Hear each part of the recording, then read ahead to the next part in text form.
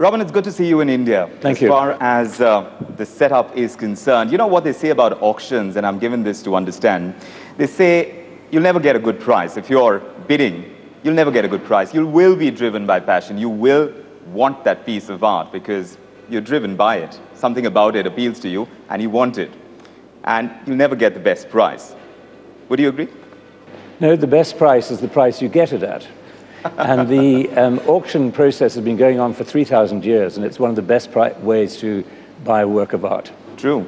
But in your opinion, when investments are something that are riding so high, we've just been through this economic slowdown. Obviously, the economies of it, when you're buying a piece of art, are going to come to play. So when that is the consideration, when you're dealing with hedge fund managers and private equity players, they think differently.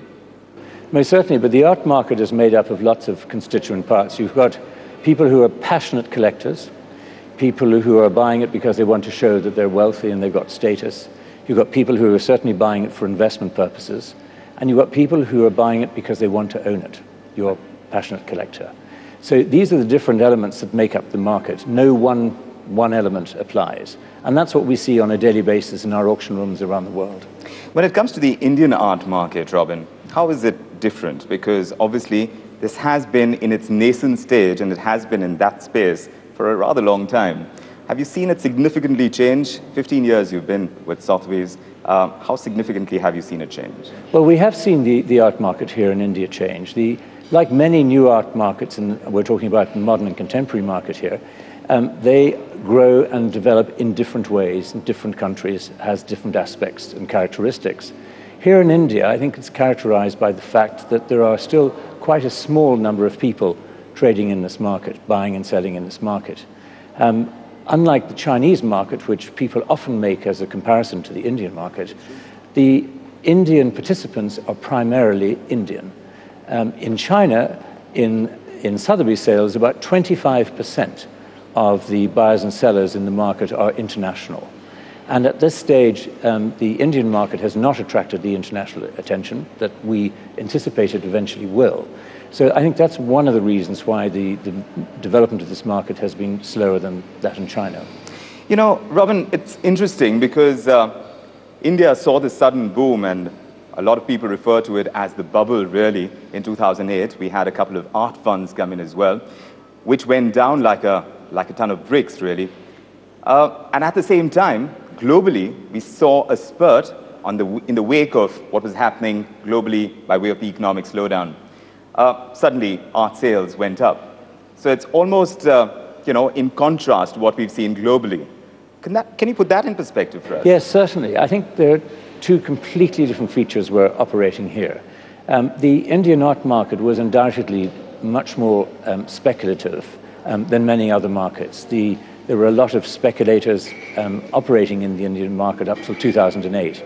And you saw that in some of the price movements and the way artist prices went up very quickly and then suddenly came back. The international art market, on the other hand, began to attract a greater number of participants than it had ever had before. And this is a phenomenon that we were not anticipating. After 2008, the whole global art market paused because everybody was trying to work out what the price of art was, indeed, what was the price of anything in a world that seemed to be collapsing every day. But quite quickly, prices reasserted themselves.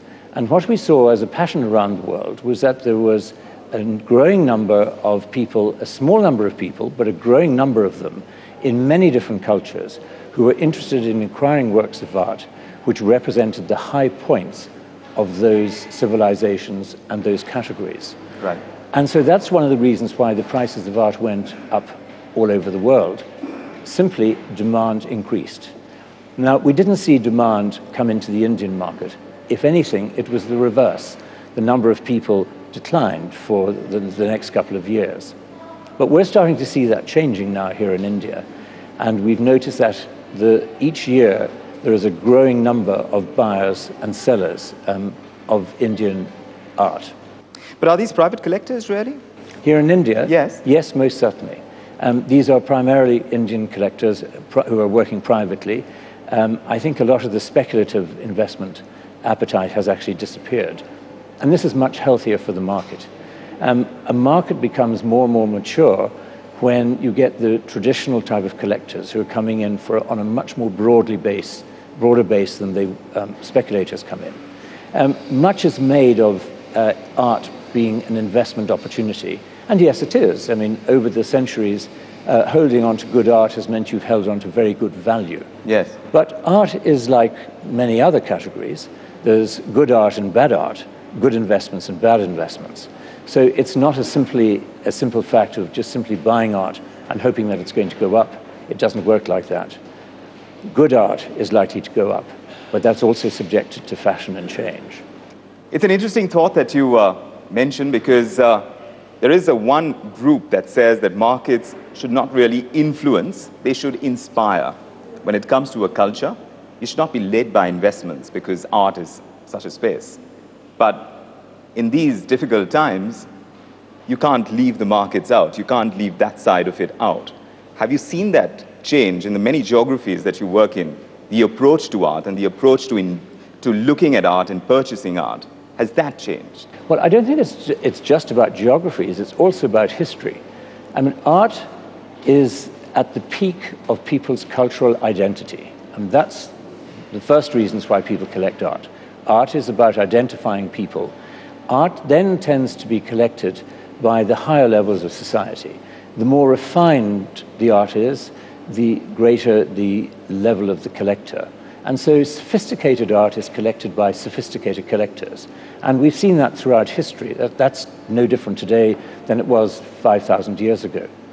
But I think what is different today is that there is a greater understanding in the world about investment. We live in a much more global environment, and we know that everything today has a price. Talk of the rainforests, and you talk about putting value in the rainforest for the local people as a means of saving the rainforests. So suddenly, things that previously had no value in monetary terms are now given a monetary value. And I think the same is true for art. But what drives art at its heart, though, is still the quality of the art and what that art represents. There are many, many artists who we heard about 100 years ago who we never hear about today. Yes. And the reason for that is that they're no longer representative of those societies. They're no longer relevant to the way society sees itself today. And unless an artist is able to be sustained in those terms, the long-term value of the art is unlikely to go up.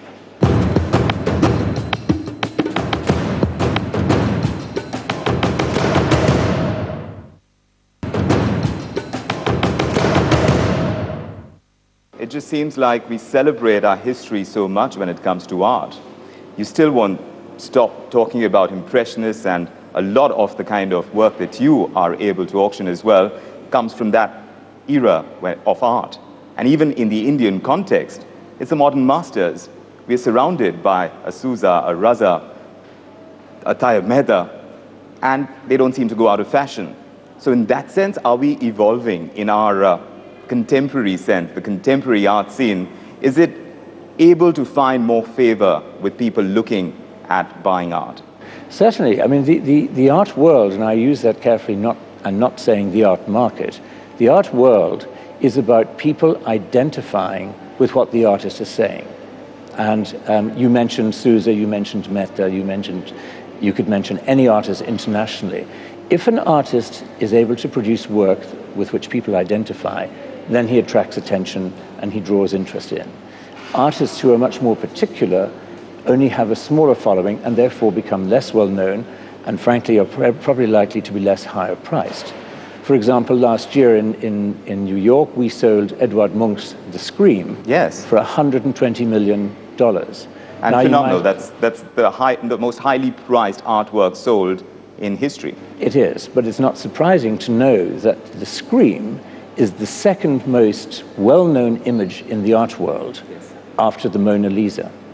And so it isn't a surprise to us that actually a number of buyers wanted to own The Scream, to own one of the great iconic works of art in the world. And I think the same applies to any market, any part of the world, and no less so than here in India. And the reason why people collect works of art, such as the Meta that we're going to be selling in New York in March, yes, is simply because of what they can identify with it. I mean, this lovely, wonderful Meta is a forerunner of the triptych that's in your Indian National Gallery of Modern Art here in Delhi. And what it prefigures is the work and the interpretation that has gone into that masterpiece that is Indians can identify with. And so it's not surprising that the Amaya collection is featuring one of these great works in its sale as an indication of the way collecting is going and the popularity of collecting. Let's take a moment and talk about the Amaya collection, because this obviously comes from a private collector, and some of the art that she has in her repertoire right now that is coming for auction is work that she's picked up from Sotheby's auction as well. I believe 2 of the artworks do come from Sotheby's. So to be able to say that there is a market out there for Indian art, and considering this is the second evening of its kind that Sotheby's is organizing where Indian art is up for auction, and not in too long a period of time as well, do you think the art market in India is ripe enough for more of these kind of events, for more sales? Is there enough art coming out of the woodwork, if you please, to be able to be auctioned? Well, I think that, thank you for asking the question, because this highlights the importance of the Maya collection. And the other collection that you referred to is the Hurwitz collection, which we sold in 2000, was also another great hallmark collection. And just as in any culture, there are very few collectors who operate at this level. And Amrita Javeri is one of the great collectors. She has an extraordinary eye. She's a second-generation collector from her family. And she has assembled the most wonderful works, the surest of most beautiful works. And so it's only very rarely that actually we would give an Indian, any collection, not just an Indian collection, but any collection internationally, the privilege of an evening sale. And what that says to the world at large is, take note, this is something very special. And we're selling this collection in New York in March because we think this will bring it to a broader international audience. Undoubtedly, all the Indian collectors will pay great attention to the sale, but we anticipate that many more people from outside the Indian collecting community will also be looking at these works. As a benchmark for every auction that you conduct at Sotheby's, and you talked about evening kind of events of the kind that we are going to see even for an Amaya in New York, the benchmark seems to be $5 million. And that is a great benchmark if you were to ask about Indian art, because this is entirely positioned at being able to tell the world that Indian art has arrived in more ways than one can imagine. So in that context, are you going to see an audience full of the Indian diaspora looking at buying Indian art, or has the profile changed, the buyers for Indian art?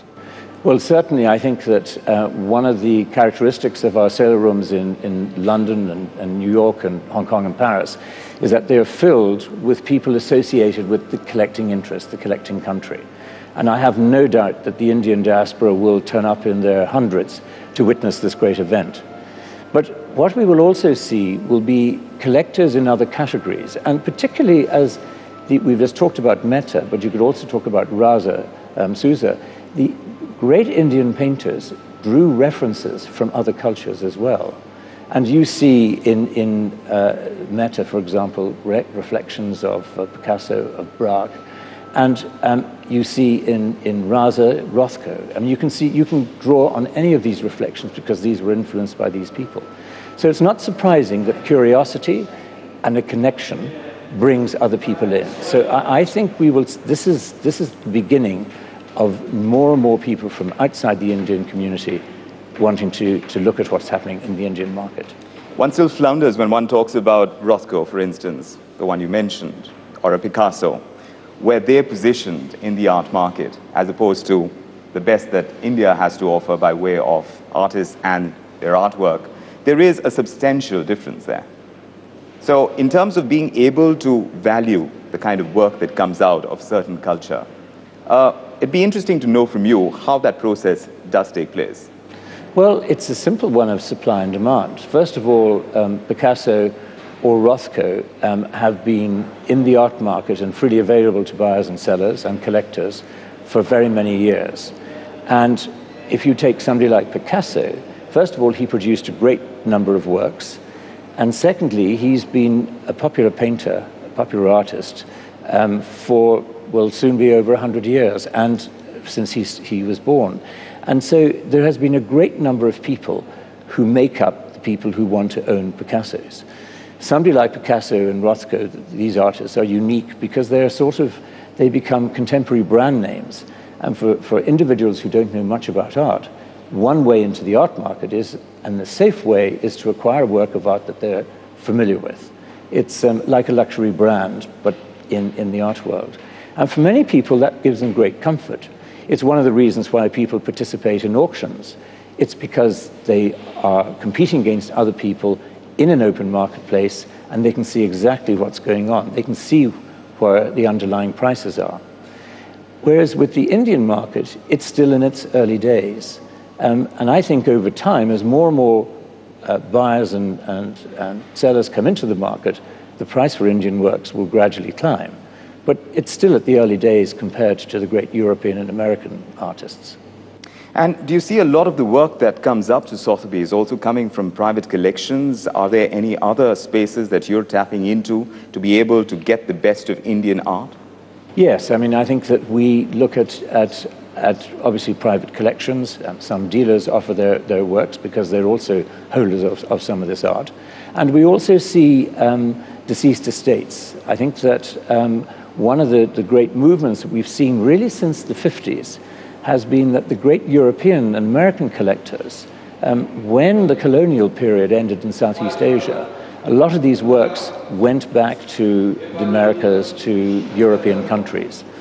Generational change happens, and so the owners of these works of art are no longer as interested as the would-be collectors, now back in Southeast Asia and here in India.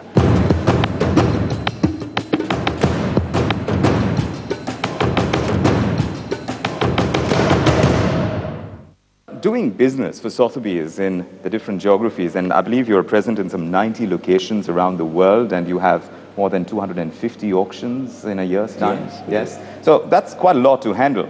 But that also means that working these different geographies, to be able to understand the cultures and to deal with different government structures, tax complications, how unique is India in that sense? Oh, unique is absolutely the word we apply, not just to India, but to all the other locations we operate in.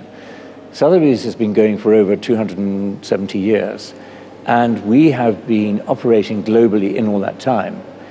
And we, in a sense, it's the true meaning of global. It's not that we operate in individual silos. We connect different parts of the world up with other parts of the world. And so the sale, for example, that is being assembled, the Amaya collection for New York, works of art have been shipped out from London. They're joining other works that are here in India, and then they'll be sent back to London and on to the United States. Then they'll be distributed all over the world once the buyers have got their successful acquisitions. This is hugely complicated because of the tax, because of the shipping requirements, and because of the many different logistics. We employ people of different language skills across the whole world.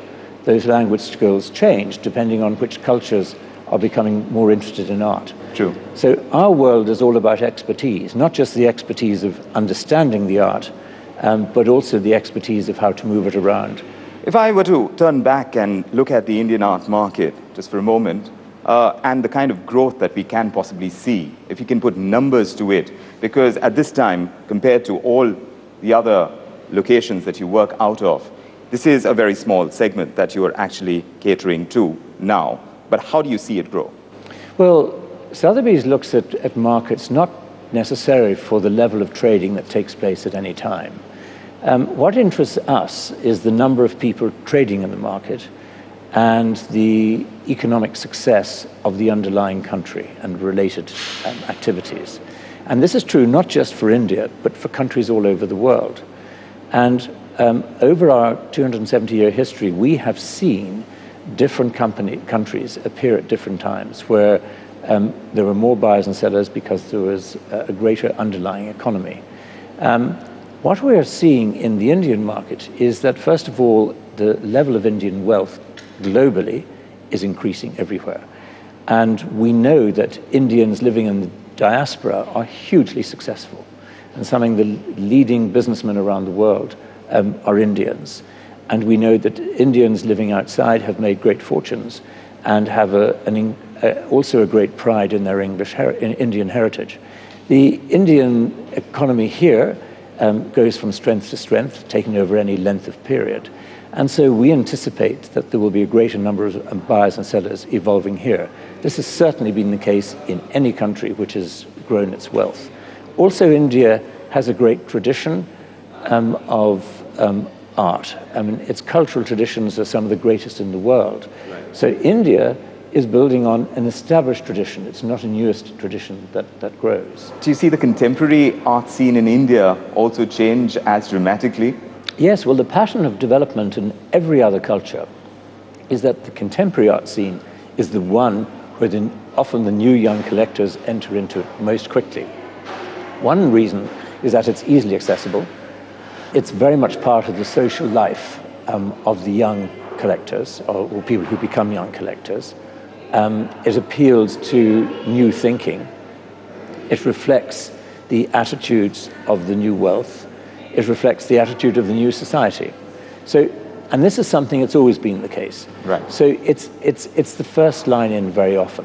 So I don't see why that wouldn't be any different here. And in fact, it's what we're seeing. Right. That the knowledge that's needed to collect contemporary art is most associated with young people.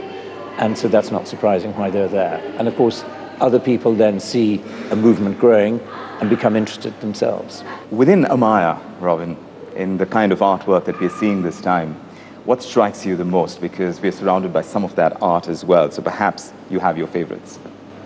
I don't have my favorites, and usually I'm careful not to approach it on that basis, for the simple reason that yes, this collection is a really great collection. And it would do a disservice to any one of the works in it to identify it as a favorite. The great characteristic of this collection is not that any one picture is greater than every other picture, but is the assembly together. Amrita Jhaveri has a wonderful eye, backed up by extensive knowledge of the oeuvre. She knows this market better than many people. And so I think it's not that I have a favorite, it's that what the collection represents is someone who has a really true understanding of the evolution of this art and what it means for India. It gathers together works of art which reference way beyond India. And I think that's really important because it puts into context the Indian painting history in recent years. It doesn't exist in isolation, it exists in relation to the world of painting. And I think that is one of the most beautiful aspects of this collection. Undoubtedly, she has collected some of the finest of each artist, and that is also remarkable.